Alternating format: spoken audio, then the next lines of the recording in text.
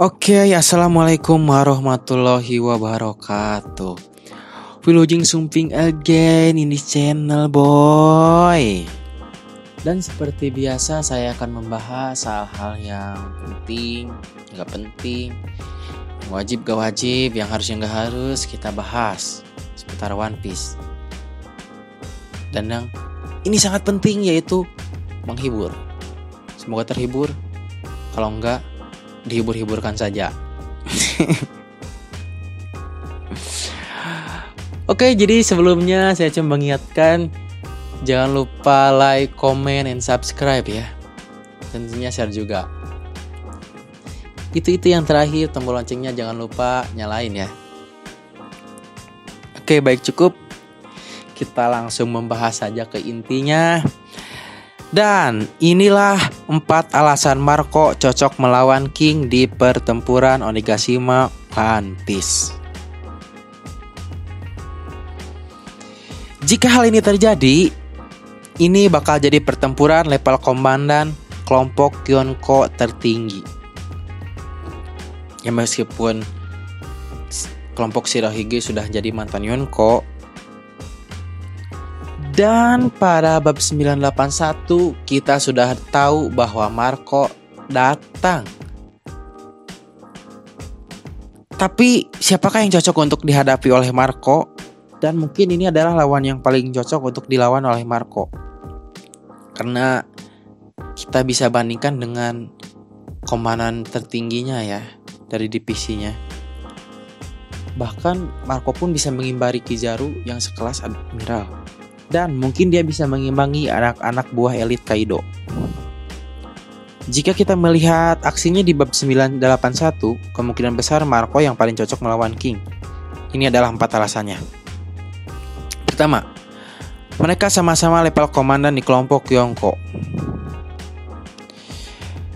Sejak kelompok Shirohige bubar, Marco mungkin bukan lagi komandan kelompok Yonko. Tapi dulu dia adalah komandan divisi 1 Shirohige. Meskipun katanya tidak ada hierarki di antara para komandan divisi Shirohige, Marco terasa sekali sebagai orang nomor 2 di Shirohige. Malah sampai dia yang memimpin sisa-sisa kelompok Shirohige melawan Kurohige. Di sisi lain, kalau dari namanya, King adalah komandan teratas di kelompok Kaido. Seharusnya kemampuan mereka ini pun setara. Dan yang bikin penasaran adalah karena sebelumnya kita belum pernah diperlihatkan dua komandan Yonko saling baku hantam. Kita belum melawan Bin Beckman melawan Katakuri atau Queen melawan Jesus Barks. Ya, pertarungan dua orang itu pun pasti bakal menjadi pertarungan epik. Oke, selanjutnya mereka sama-sama bisa mengudara. Nah, ini menarik juga nih. Marco bisa berubah jadi Phoenix, King bisa berubah jadi Pteranodon. Sejauh ini keduanya sama-sama lincah dan kuat saat terbang. Mereka berdua pun bisa dibayangkan bertarung seru di udara. Bisa terbang dalam wujud Pteranodon, King awalnya bisa jadi ancaman serius bagi Mugiwara. Mungkin hanya Sanji dengan Red Sweet yang dapat meladeni dia di langit.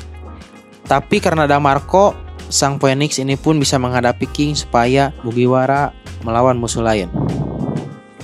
Selanjutnya, sama-sama tipe yang bisa mengeksploitasi kelemahan musuh di saat yang tepat. King tidak perlu bertarung melawan kapal Big Mom. Ia hanya perlu menendang kapal itu tepat saat mereka sedang naik air terjun. Dan Big Mom serta anak-anaknya pun tak berdaya. Marco pun melakukan hal yang sama pada kapal Big Mom. Padahal dia pastinya tidak tahu trik itu. Yang melihat terjungkalnya kapal Big Mom hanya kelompok Kaido, terutama King. Ini menunjukkan kalau keduanya sama-sama tipe yang tahu saat yang tepat untuk menyerang. Dan memiliki kekuatan yang cukup untuk membuat satu serangan mereka berdampak besar. Dan ini poin selanjutnya. Topi jerami sudah cukup repot dengan banyaknya musuh di Onigashima ini. Luffy dan kawan-kawan tampaknya mengincar untuk sebisa mungkin tak terluka sebelum melawan Kaido. Marco sudah membantu mengurus kelompok Big Mom, namun masih ada topi robo 3 All Star para Oniwa Bansu dan Samurai Orochi, terus ada Number. Number sih mungkin masih bisa dihadapi, tapi Tobiropo dan 3 All-Star terasa akan jadi musuh yang wajib dihadapi topi jerami, kelompok Kid atau Law.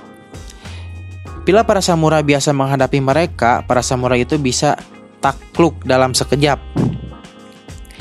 Jika Marco menghalau King, satu kekuatan besar di kelompok Kaido pun bisa dibuat sibuk saat Luffy dan yang lain mencoba melawan Kaido.